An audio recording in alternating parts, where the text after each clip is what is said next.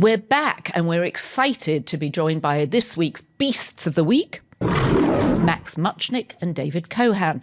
Max and David are the Emmy Award-winning creators and executive producers of the much-beloved show Will and Grace, and their new comedy series, Mid-Century Modern, starring Nathan Lane, Matt Bomer, Linda Lavin and Nathan Lee Graham, premieres March 28th on Hulu. Max and David, welcome to the show. Oh, there they are. Here. We don't have our hair pieces on. You're not supposed to see us yet. We're practically no. How thrilling Meet us that back you're here practically in 3 naked. hours. We're supposed to talk to an engineer. Can you guys hear us? Yes. I think we're already talking. Is this the beginning of the interview? This might be the beginning of the interview. If you're speaking to me and I can hear you, I guess that counts as a conversation. That's called dialogue. But I think an engineer has to say, you guys are talking. Engineer, are we talking? Is this a real conversation? Definition-wise, yeah. I think it is. I think it is excellent. Official. Max, You guys sound great. I realise that this is our first conversation ever without an ice-cold martini. I know. I know. And it feels so wrong. It's just a proper cup of coffee and a copper coffee cup. Oh, no. I want an ice cold. I want a frosty martini. A frosty Well, martini. you'll have to come over. Oh, yes, please. I'll do that. I'll do you up right. Oh, that sounds amazing. I had a martini with Ben Sherwood 2 nights ago. You did? Mm-hmm. Hey, Katie. He didn't have one. I did. Kate. I'm sorry, ladies. Did he have a mojito? As a matter of fact, no. A nice Close glass, those both ways. a genteel glass of wine. Okay, what's going on, Max? We're just trying to help so we can see you better. Just making it so we're not as set up. Where are you all? Where are your offices? And I'm sorry, we'll be We're done in with an this nonsense in a minute. Adirondack cabin, as Sam likes to describe it, in In the middle Times of Square. Times Square. Yeah. Yeah. Oh, okay. So Okay, here we go. I Okay. think if you're good, we're good. we're very, very good. And I think we should keep all that in because that's the making of the cheese or whatever the phrase is. What is the Sausage. showbiz phrase? The making Joanna, of the it's- sausage. We're making a sausage, not a cheese It's log. the vegetarian We're not equivalent of that making line. We're not making a cheese ball. Max and David, welcome. You sold this show in the room with 3 words, right? Yeah, I mean, if you're talking about the 3 words of gay Golden Girls. Yeah. Yeah. I mean, well, it's very easy to just get the point across, but it's not quite gay Golden Girls. I mean, people like to say that because it just gets the point across, but I don't think that that's what we ended up writing. No, it's very spicy. I liked it so much. I think it's great. It's really, really funny. It has some of the sharpest television Yes. lines I've heard for a long time. And also, it's incredibly edgy. I mean, actually, my first question to you is, do you think you could have written this show if it had been commissioned like this week? Oh, because of what's going on in the world? Yeah. I think that Hulu and, the company, It's a Disney company. Yeah. So in the spirit of Snow White and but I think that, Asia, yeah.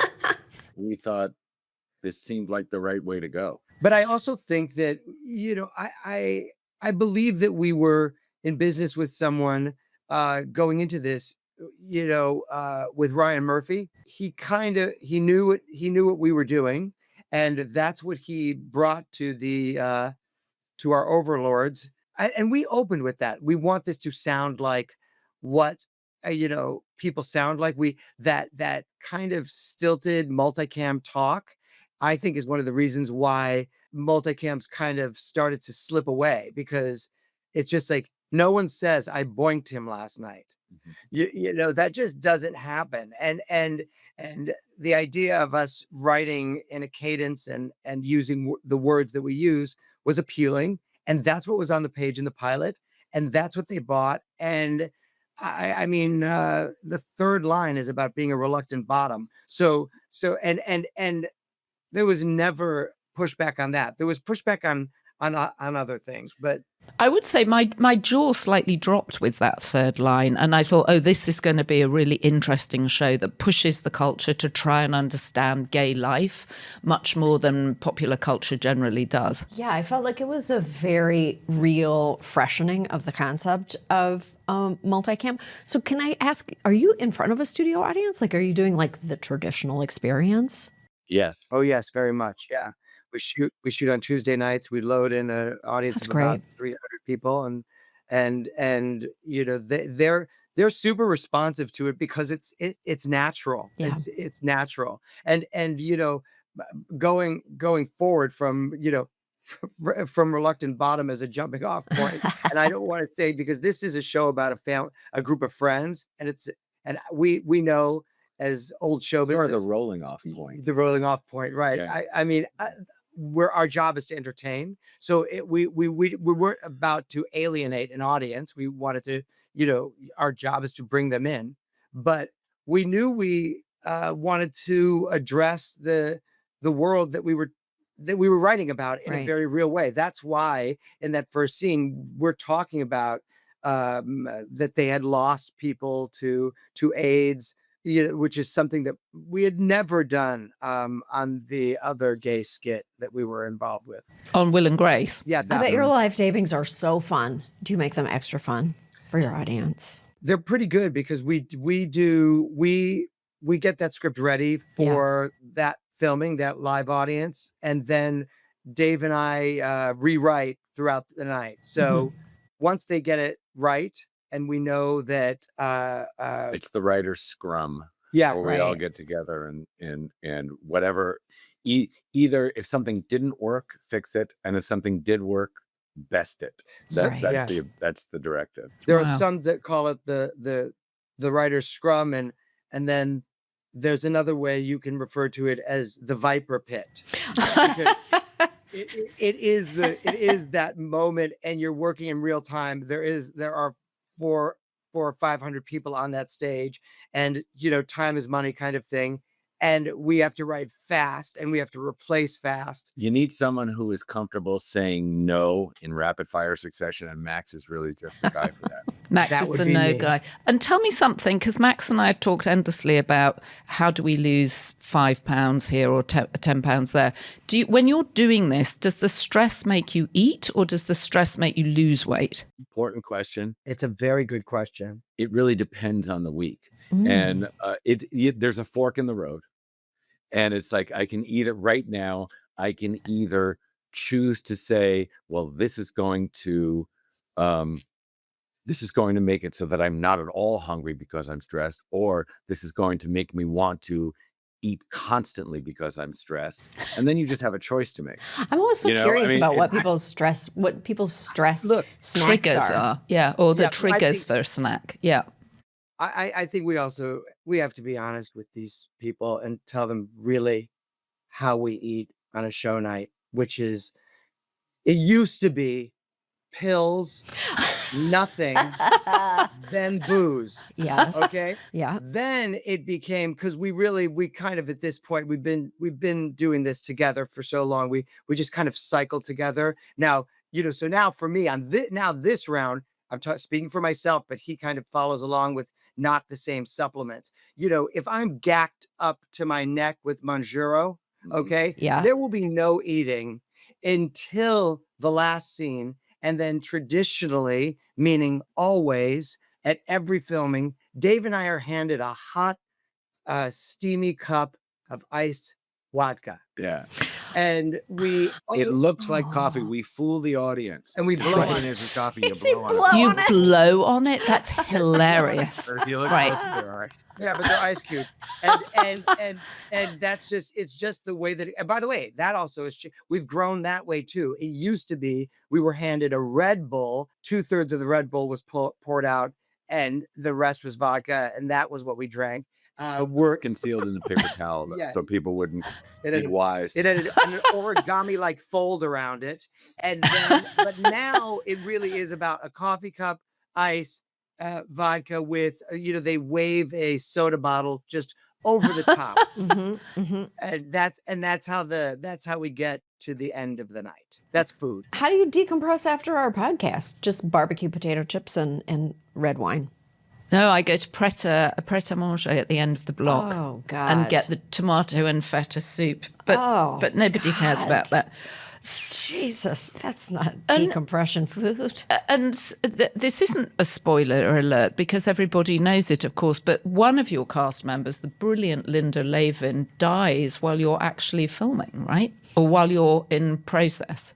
Yeah, that was really the thing that pulled this show into a very tight family, and it was just such an utter shock to all of us. Mhm. Do you want to talk a little bit about what happened? Well, I mean, people say this, and I'm not being hagiographic here when I say that, like, she was universally beloved. Mm-hmm. Oh, yes. She was the mamala, right, on stage, but she was also like bawdy and funny and smart and empathetic, just like loving and soulful. You got no conversation with her. She stopped what she's doing.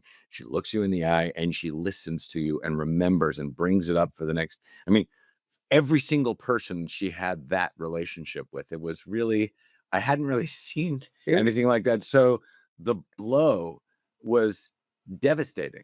Yeah, and we had taken a break for the holiday, and she really only involved David and myself and Mr. Lane, and it was just such a shocking thing, and it happened. I'm gonna digress for a second to tell you about how to have someone when you're in the middle of this and and it is so much about time, and you have this set amount of time to write this set number of shows, right?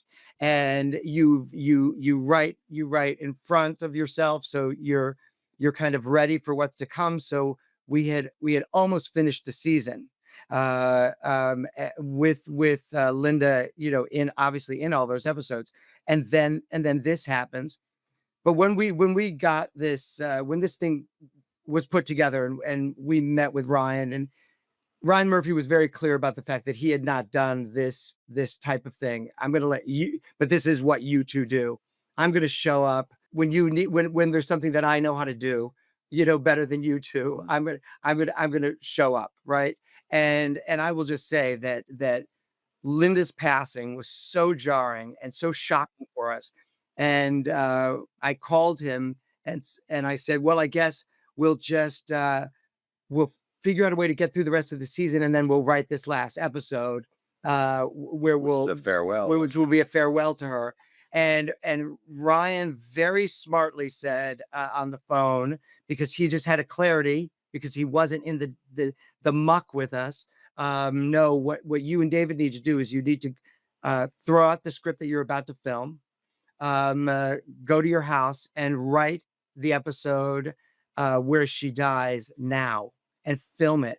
And then I want you to return back to the show and show yourselves and everybody that you work with, let alone Hulu and the parent company, that this show The show goes on. the show goes on. And by the way, that was so who Linda was too, and so we came home from the holiday and just sat in not too far from where you and I drink martinis, Joanna, and we sat down and wrote this episode where she dies, and we really wanted to provide the experience for the audience that we experienced, because it was the truth. What happens with someone you love? You wake up, you start the day with that person, everything's fine, and then they're dead. How does that work? And that's kind of what that's what we wrote. I want to cry right now. Yeah, I mean, it such a- sounds ghoulish to say I can't wait to watch the episode, but I Oh, can't wait to watch the that's episode. a really brilliant instinct too, and it is such a, I don't know, it's just it's a good way to, it's so smart to process it that way. I just think that I'm so glad Linda that you did actually that. had a hand in that decision, because Ah. one of the things was that, prior to this, she had just been diagnosed with cancer, with lung cancer, and she was like girding herself up to fight it. And one of the things she said to us was, whatever's going on with me, put it into the character. I mean, this shouldn't be hidden. This is something that I'm going through. Why shouldn't the character be going through it as well? And we extrapolated when she died. Yeah.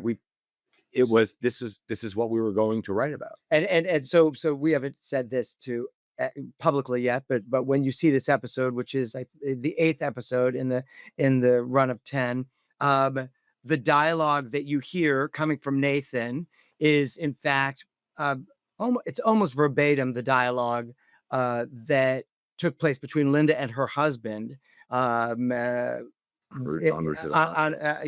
PCH en route to Cedar Sinai. And because it started with her, and then Steve, who, her husband, who was such a blessing and a help to us. And I believe that we helped him too, because we processed this all at the same time. I mean, we filmed this episode, and I don't think she had been gone for even 2 weeks, or just about 2 weeks. But Dave and I went to him and said, hey, how do you feel about us using that conversation that took place? Because you really get a sense of how special their relationship was and how special Linda was by what transpired. And you can actually hear it it's in the episode.